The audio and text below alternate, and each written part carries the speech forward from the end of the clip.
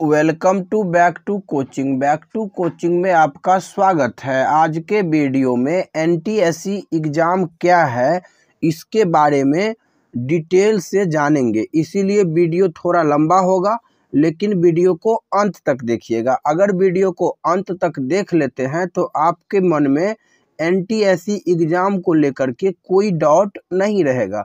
अगर वीडियो देखने के बाद भी आपके मन में कोई डाउट रह जाता है तो कमेंट बॉक्स में टाइप कर दीजिएगा, अगले वीडियो में उन डाउट को भी दूर किया जाएगा। तो चलिए बिना समय गवाए वीडियो को शुरू करते हैं। आज के वीडियो में हम लोग क्या क्या देखेंगे, तो देखिए, आप लोग के मन में क्वेश्चन आता रहता है कि एनटीएससी का फुल फॉर्म क्या होता है, एनटीएससी परीक्षा क्या है, एनटीएससी परीक्षा का इतिहास यानी ये परीक्षा कब से शुरू हुआ था, उसके बाद एनटीएससी परीक्षा कितने चरणों में होते हैं, एनटीएससी परीक्षा में किस तरह के प्रश्न पूछे जाते हैं, एनटीएससी परीक्षा के लिए योग्यताएं क्या है, एनटीएससी परीक्षा के लिए फर्स्ट स्टेज के लिए योग्यता क्या है और सेकेंड स्टेज के लिए योग्यता क्या है, ये हम लोग देखेंगे। उसके बाद हम लोग देखेंगे एनटीएससी परीक्षा में कितने अंक लाना अनिवार्य है। उसके बाद देखेंगे एनटीएससी परीक्षा किस भाषा में होती है, एनटीएससी यानी कि राष्ट्रीय प्रतिभा खोज परीक्षा की छात्रवृत्ति में आरक्षण की व्यवस्था है या आरक्षण की व्यवस्था नहीं है, इसके बारे में भी हम लोग जानेंगे। उसके बाद पास होने पर छात्रवृत्ति कब तक मिलती है, इसके बारे में भी हम लोग इस वीडियो में जानेंगे। तो इसीलिए वीडियो थोड़ा लंबा होगा, लेकिन लास्ट तक ध्यान से देखिएगा। देखिए, सबसे पहला प्रश्न है कि एनटीएससी का फुल फॉर्म क्या है। तो एनटीएससी का full form national talent search examination होता है। क्या होता है? नेशनल टैलेंट सर्च एग्जामिनेशन होता है। एनटीएससी को हिंदी में क्या कहते हैं? राष्ट्रीय प्रतिभा खोज परीक्षा, जिसे मुख्यतः उच्च बुद्धि वाले और योग्य छात्र छात्राओं को छात्रवृत्ति प्रदान करने के लिए प्रतिवर्ष आयोजित किया जाता है। तो एनटीएससी का फुल फॉर्म आप लोगों को क्लियर हो गया होगा, नेशनल टैलेंट सर्च एग्जामिनेशन, अगर हिंदी में कहिएगा तो राष्ट्रीय प्रतिभा खोज परीक्षा। अगला क्वेश्चन है कि एनटीएससी परीक्षा क्या है। अब ये परीक्षा क्या है इसके बारे में जान लीजिए। एनटीएससी परीक्षा मूल रूप से राष्ट्रीय स्तर पर आयोजित होने वाला एक छात्रवृत्ति कार्यक्रम है, जिसे मुख्यतः 10वीं कक्षा के विद्यार्थियों के लिए आयोजित किया जाता है। यह परीक्षा प्रतिवर्ष 10वीं कक्षा के विद्यार्थियों के लिए आयोजित कराई जाती है, जिसमें 10वीं कक्षा के 10 से 15 लाख विद्यार्थी इस परीक्षा यानी कि इस एनटीएससी की परीक्षा में भाग लेते हैं। एनटीएससी परीक्षा मूल रूप से 2 चरणों में कराई जाती है। कितने चरणों में? 2 चरणों में कराई जाती है।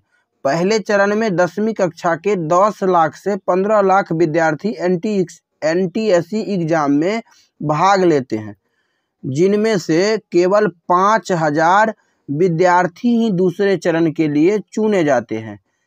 इन 5000 विद्यार्थियों में से केवल 1000 विद्यार्थी की छात्रवृत्ति के लिए चुने जाते हैं और जिनमें से 1000 विद्यार्थी को ही छात्रवृत्ति प्रदान की जाती है। आपको बता दें कि एनटीएससी परीक्षा यानी ये जो परीक्षा है ये SCERT यानी कि national council of education research and training द्वारा आयोजित कराई जाती है। देखिए, कहने का मतलब ये हुआ कि एनटीएससी एग्ज़ाम जो है ये राष्ट्रीय स्तर पर कंडक्ट कराया जाता है और इसमें प्रत्येक साल 10 से 15 लाख विद्यार्थी भाग लेते हैं, जिसमें 5000 विद्यार्थी पहला चरण में क्वालिफाई करते हैं। उसके बाद ये 5000 विद्यार्थी को फिर दूसरा चरण का एग्ज़ाम होता है, जिसमें केवल 1000 स्टूडेंट क्वालिफाई करते हैं और उसको छात्रवृत्ति दी जाती है। ये एग्ज़ाम जो है SCERT यानी national council of education research and training के द्वारा आयोजित कराई जाती है। अगला क्वेश्चन है कि पास होने पर छात्रवृत्ति कब तक मिलती है। ये भी बहुत सारे स्टूडेंट्स के द्वारा पूछा जाता है कि सर अगर हम NTSC एग्ज़ाम पास कर जाते हैं तो छात्रवृत्ति कब तक दी जाती है। तो देख लीजिए, NTSC परीक्षा पास कर चुके विद्यार्थियों को 1250 रुपया प्रति माह 11वीं और 12वीं के लिए और 2000 प्रति माह की छात्रवृत्ति स्नातक यानी BA जिसको बोलते हैं और स्नातकोत्तर जिसको हम लोग MA बोलते हैं, MA, MSc या MCom, यहाँ पर BA, BSc या BCom के लिए, PhD के लिए UGC द्वारा मानदंड तय किए गए हैं। राष्ट्रीय प्रतिभा खोज परीक्षा मुख्य रूप से उच्च बुद्धि वाले प्रतिभाशाली छात्रों की पहचान करने के लिए और उनकी प्रतिभा का पोषण करने के लिए और आर्थिक रूप से गिरी हुई स्थिति होने के कारण छात्रों को शैक्षिक स्तर पर छात्रवृत्ति प्रदान करने के लिए आयोजित किया गया एक छात्रवृत्ति कार्यक्रम है, जिसे मुख्य रूप से विद्यार्थियों के उज्जवल भविष्य को देखते हुए इसे शुरू करने का निर्णय लिया गया है। क्योंकि भारत में ऐसी कई निम्न वर्ग के विद्यार्थी होते हैं जो माध्यमिक स्तर तक पढ़ाई तो कर लेते हैं, लेकिन उसके आगे की पढ़ाई के लिए उच्च स्तर पर पैसे और छात्रवृत्ति की ज़रूरत पड़ती है, जिसके अभाव में कई टैलेंटेड और प्रतिभाशाली विद्यार्थी अपनी पढ़ाई को 10वीं के बाद माध्यमिक स्तर पर ही रोक देते हैं, जो कि विद्यार्थी के साथ साथ पूरे भारत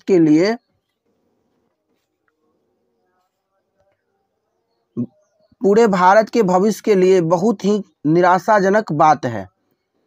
इसीलिए इस उद्देश्य को देखते हुए कि कोई भी विद्यार्थी आर्थिक अभाव के कारण अपनी स्टडी और अध्ययन को समाप्त न करे, इसी कारण से प्रतिवर्ष 2 स्टेज में यह NTSC परीक्षा NCERT द्वारा आयोजित कराई जाती है। देखिए, आप लोग देखे होंगे मेरे चैनल पर कि NMMS एग्ज़ाम एक होता है, NMMS एग्ज़ाम। ये एग्ज़ाम जो है क्लास 8 के लिए आयोजित कराई जाती है और NTSC एग्ज़ाम, दोनों एग्ज़ाम लगभग सेम ही है और ये एग्ज़ाम जो है 10वीं लेवल पर कंडक्ट कराई जाती है। तो ये एग्ज़ाम जैसे NMMS एग्ज़ाम प्रत्येक वर्ष आयोजित कराई जाती है, उसी प्रकार NTSC भी प्रत्येक वर्ष आयोजित कराई जाती है, लेकिन बीच में इसको रोक दिया गया था, जिसको फिर से शुरू करने का सरकार का विचार है। क्लियर है? आगे देखिए, आगे है कि NTSC परीक्षा का इतिहास, यानी ये परीक्षा कब से शुरू हुआ था। तो देखिए, NTSC परीक्षा यानी कि राष्ट्रीय प्रतिभा खोज परीक्षा को 1961 में अकादमिक प्रतिभा खोज करने और प्रचार करने के लिए शुरू किया गया था। हालांकि इसे केवल दिल्ली के छात्रों के लिए शुरू किया गया था। देखिए, यहाँ पर जब ये 1961 में शुरू किया गया था तो सिर्फ और सिर्फ दिल्ली के लिए था। जो स्टूडेंट दिल्ली का वही इसमें फॉर्म भरेगा, लेकिन आज यह पूरे भारत में माध्यमिक स्तर पर प्रतिष्ठित सर्वोच्च छात्रवृत्ति परीक्षा का दर्जा प्राप्त कर चुकी है।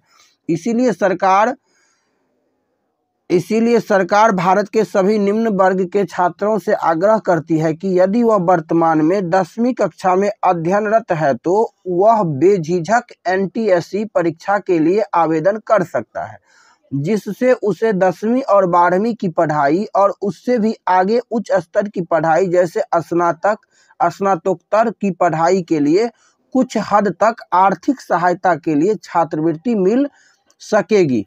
अब आगे देखिए, आगे यहाँ पर दिया गया है कि आज यह NTSE परीक्षा उन निम्न वर्ग और गरीब विद्यार्थियों के लिए बहुत ही फायदेमंद साबित हो रहा है जो कि 10वीं कक्षा के बाद 11वीं 12वीं और उच्च स्तर की पढ़ाई के लिए तरह तरह के study material, books, school fees और कॉलेज फीस को अफोर्ड नहीं कर पाते हैं। आज यह NTSC कार्यक्रम पूरे भारत में फैल चुका है, जिससे हर विद्यार्थी इस योजना और कार्यक्रम का लाभ उठा रहा है। लेकिन अभी भी भारत में बहुत से विद्यार्थी ऐसे हैं जिन्हें इसे जानने की सख्त जरूरत है, वह इससे परिचित नहीं है, जिससे उन सभी गरीब वर्ग के विद्यार्थियों का शैक्षणिक विकास भी रुका हुआ है।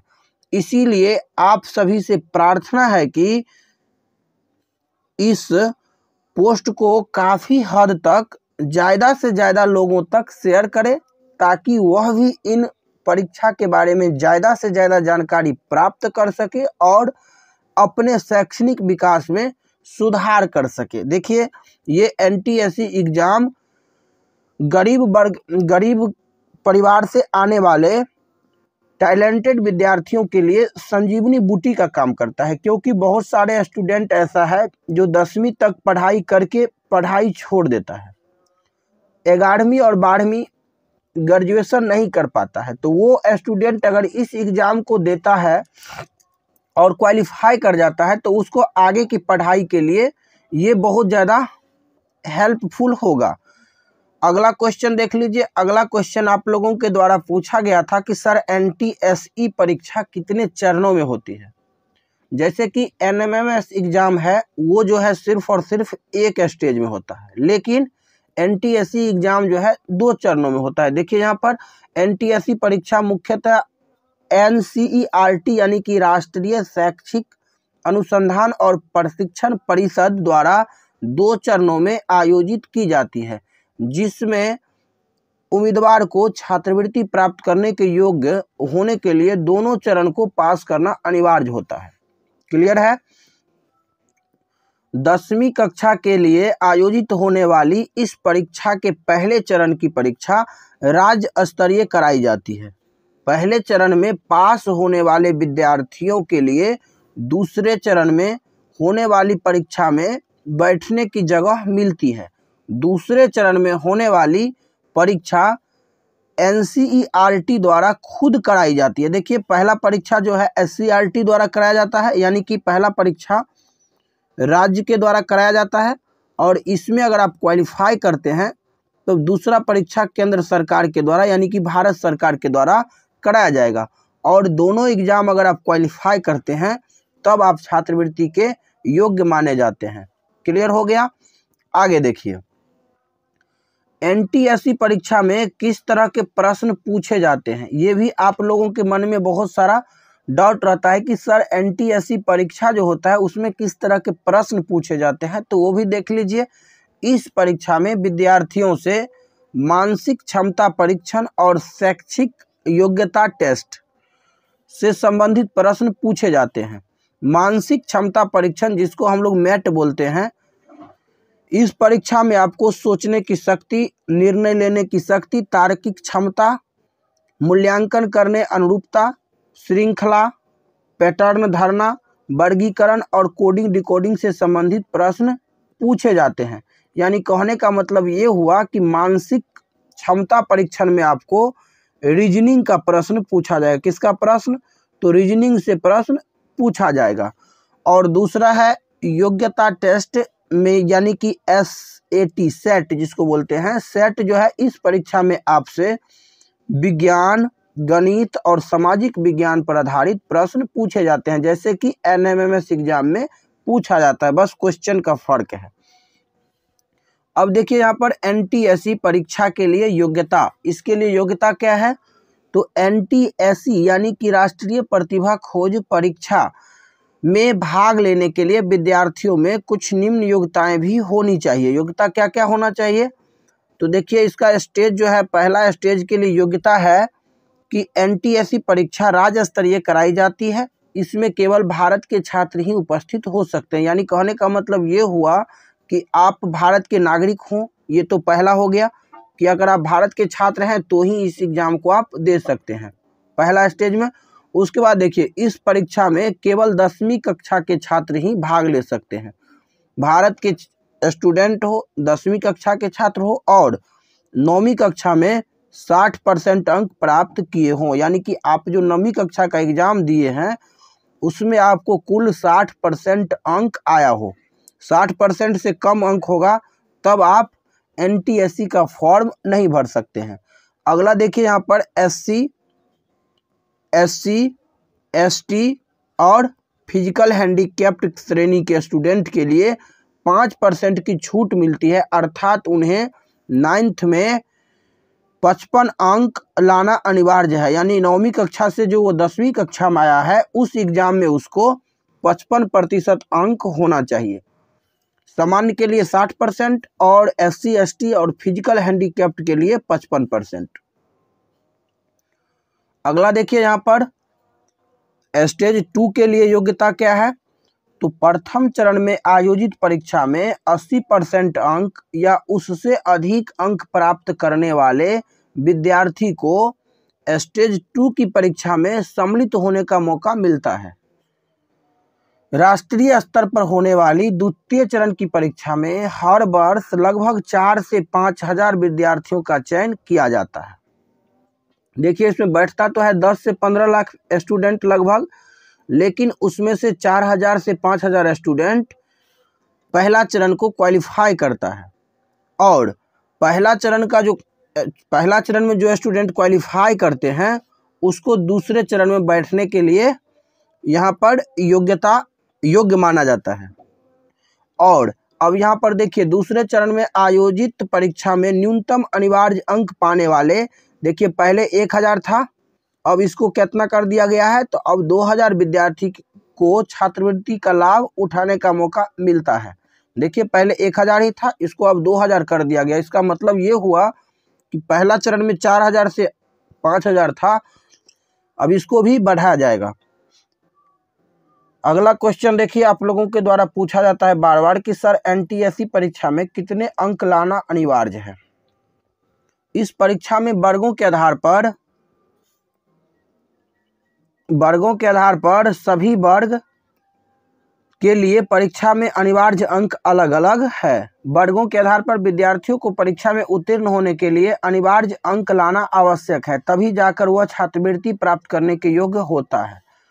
सामान्य वर्ग के विद्यार्थी के लिए परीक्षा में उत्तीर्ण होने के लिए अनिवार्य अंक 40% है। अब देखिए 40% अंक पर आप क्वालिफाई नहीं होंगे, इतना ध्यान रखिएगा। 40% से कम आएगा तो आप फेल कर जाइएगा, लेकिन 40% इसका न्यूनतम कट ऑफ है। 40% से ऊपर अंक आपको आना चाहिए। उसके बाद इसमें शर्त है, जैसे कि NMMS एग्जाम में है उस प्रकार इसमें नहीं है। इसमें क्या है वो समझ लीजिए। जैसे कि अभी हम बताए हैं कि 10 लाख से 15 लाख विद्यार्थी इसमें फॉर्म भरते हैं, 10 लाख से 15 लाख। अब देखिए इसमें मान लीजिए हम मान लेते हैं कि 8 लाख स्टूडेंट भाग लिया, कुछ स्टूडेंट जो है अब्सेंट भी करते हैं, तो मान लीजिए 8 लाख स्टूडेंट इसमें परीक्षा में भाग लिए। उसके बाद इसको जैसे कि 4 से 5000 चुनना था, अब ये संख्या भी शायद बढ़ावे, तो मान लेते हैं हम इसको 8000। अगर इसको 8000 चुनना है तो पहले तो जिसको 40% से कम अंक है वो सब फेल कर गए। उसके बाद 40% या इससे अधिक अंक जिसको है उसमें से ऊपर से वो क्या करेगा, 8000 स्टूडेंट को छांट लेगा और उसको जो है दूसरे चरण के लिए क्वालिफाई कर देंगे। तो आप सभी को समझ में आ गया होगा कि यहाँ पर 40% क्या है। तो 40% यहाँ पर न्यूनतम कट ऑफ है, इससे कम होने पर आप फेल है, यहाँ तक जो है पास माने जाएंगे। लेकिन आप दूसरे चरण के लिए क्वालिफाई हुए या नहीं हुए ये जो है सीट पर डिपेंड करता है। जैसे कि मान लीजिए अगर 8000 स्टूडेंट को पास करना है प्रथम चरण में, जैसे पहले 4 से 5000 था और जैसे अभी क्या किया गया है, तो पहले 1000 ही दूसरे चरण में क्वालिफाई करते थे, अब इसको 2000 किया गया है, तो निश्चित रूप से इसको भी बढ़ाया जाएगा। 4000 से 5000 था, तब इसको 8000 या 6000 जो भी करे तो उतना किया जाएगा। तो ऊपर से ये 6000 स्टूडेंट को लेंगे। अब हो सकता है कि 60% तक आते आते ये 6000 स्टूडेंट कंप्लीट हो गए, तो इस कंडीशन में आप दूसरे चरण के लिए योग्य नहीं माने जाएंगे। तो ये आप लोगों को समझ में आ गया होगा। अगर अभी भी मन में कोई डाउट हो तो आप कमेंट बॉक्स में लिख सकते हैं, अगले वीडियो में उस प्रश्न का भी जवाब दिया जाएगा। क्लियर है? तो देखिए यहाँ पर हम लिखे हैं कि सामान्य विद्यार्थी के लिए यानी कि जो जनरल स्टूडेंट है उसके लिए 40% अंक अनिवार्य हैं, और जो SC ST हैं या फिर विकलांग कैटेगरी से आते हैं तो उसके लिए कितना है, तो 32%, यानी कि 100 में 32 नंबर। अब आगे देखिए, बहुत सारे स्टूडेंट के मन में क्वेश्चन आता है कि सर ये जो NTSC एग्जाम होता है नेशनल लेवल पर यानी कि राष्ट्रीय लेवल पर, तो इसका भाषा क्या रहता है। तो NTSC परीक्षा देने के लिए कोई विशेष या निश्चित भाषा निर्धारित नहीं की गई है, क्योंकि भारत के सभी राज्य की राज्य भाषा अलग अलग होती है।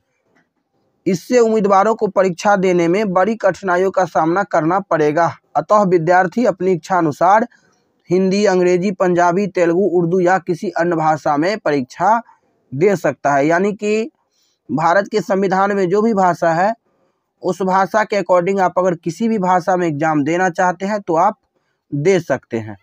अगला देखिए, अगला पॉइंट हम यहाँ पर लिखे हैं कि NTSC यानी कि राष्ट्रीय प्रतिभा खोज परीक्षा की छात्रवृत्ति में आरक्षण, यानी इसमें आरक्षण है या आरक्षण नहीं है। अगर आरक्षण है तो कैसे आरक्षण है, कितना कितना आरक्षण है। देखिए, इस परीक्षा में जाति वर्ग के आधार पर छात्रवृत्ति में आरक्षण प्रदान किया गया है।